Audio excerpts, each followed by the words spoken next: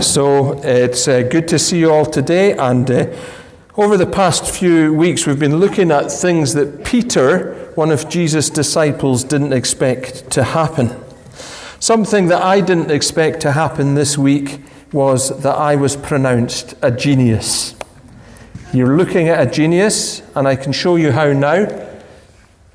On Wednesday morning, this was the word that came into my head when I started doing Wordle.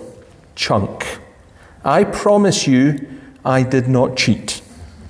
I am a genius. I want you to let that sink in, just because it's never going to happen again. In fact, as we go forward, I've got a little bit of a cheek talking about this, because most of the words that I come up with are in fact mince. And we go back to just remembering. Yeah. It's worked out for me like this. But I never expected that to happen. And that's why I'm talking about it. I'm not telling you just so that I can boast. It is just to let you know something unexpected that happened. We're talking about things that Peter didn't expect to happen, and Jesus did expect them to happen. We've got two main characters in all the stories that we've looked at. I'm going to remind you of the two that we've looked at before.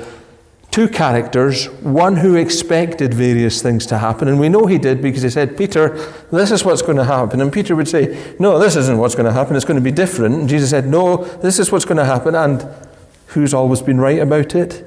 Jesus. So Peter is the one who didn't expect things to happen. And on Easter Sunday, any time we think about the resurrection of Jesus, we are thinking of something unexpected that was actually prophesied a long time ago, that Jesus had said to the disciples many times, look, this is what's going to happen, and they simply didn't believe it. So let's remind ourselves of two times before that we've looked at when the unexpected happened. And one of them, the first one we looked at, was when Peter said to Jesus that he was not going to go to Jerusalem and be persecuted and handed over. What happened there was Peter had been following Jesus for a couple of years. Jesus is healing the sick. Jesus has raised people from the dead. Jesus has fed thousands of people. Jesus has walked on water. Jesus has calmed a storm. Jesus has done all sorts of things. And people are saying, who is this man?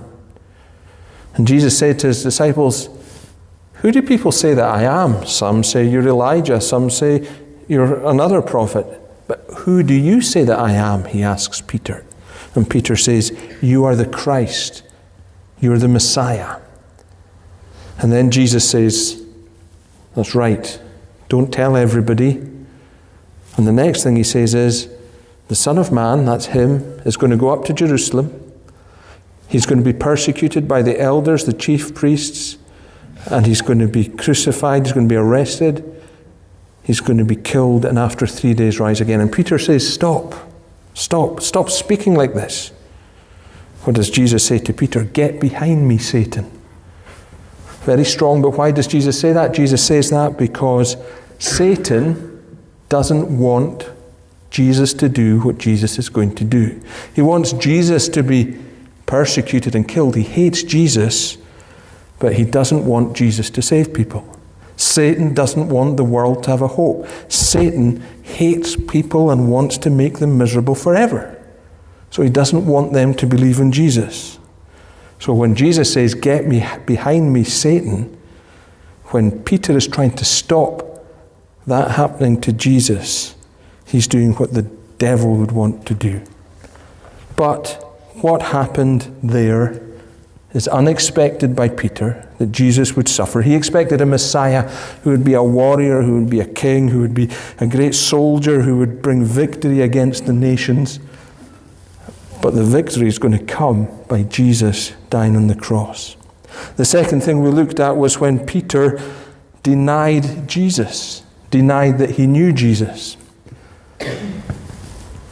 Easter Sunday, just imagine Thursday night. I can't remember what you were doing on Thursday night. I can't really remember what I was doing on Thursday night. But on Thursday night, they were having a meal together. They were friends together in a room. One of the disciples ran away. Judas went away to betray Jesus. All of the disciples were told, all of you are going to fall away on account of me. And Peter said, They all might fall away, but not me. I would die for you. And Jesus said to him, before the cock crows twice, you're going to deny me 3 times. We don't hear Peter's response to that, but what happens is that they do come for Jesus. They come for Jesus, and all the disciples run away except for 2. 2 end up in the courtroom where Jesus is. So Peter is one of them, and he's quite brave. But then he gets scared when they say, you were with this man, weren't you? No, I wasn't with him. Then another girl says, you were with him. No, I promise you I wasn't with him. And then a man says, you were with him. And I can't repeat what Peter said because he had curses in it. I wasn't with him. And then the cock crows twice. He looks over, he sees Jesus, Jesus sees him. And Peter goes outside and he weeps bitterly because he's let Jesus down. And that's where we left it, that Peter had let Jesus down. And now Jesus has been crucified.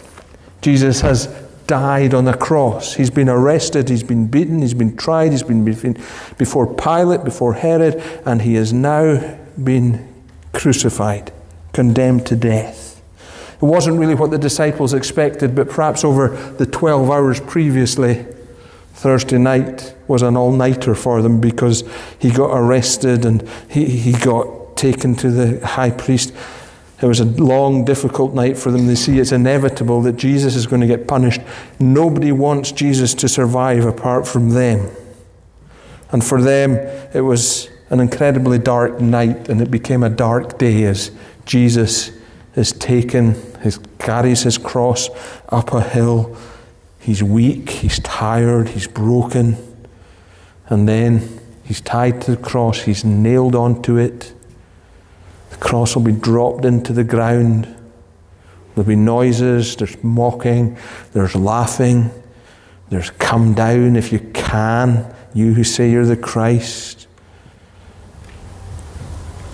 An innocent man, a perfect man, a righteous man, one who has done no evil, is being killed in the way that you would say Hitler deserved to die, in the way that a rapist deserves to die, in the way that a murderer deserves to die. He's been treated like them. And it goes dark. It goes dark.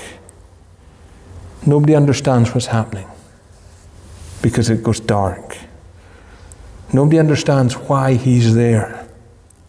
And you hear him say, Father, forgive them, for they don't know what they're doing. He's praying that those soldiers who don't understand exactly who he is would be forgiven. And Jesus dies. And where we join the story today is we're not where the disciples expected to be. 3 days have passed. So what are the 3 days? Just to remind you, on the Thursday is day 0. The Friday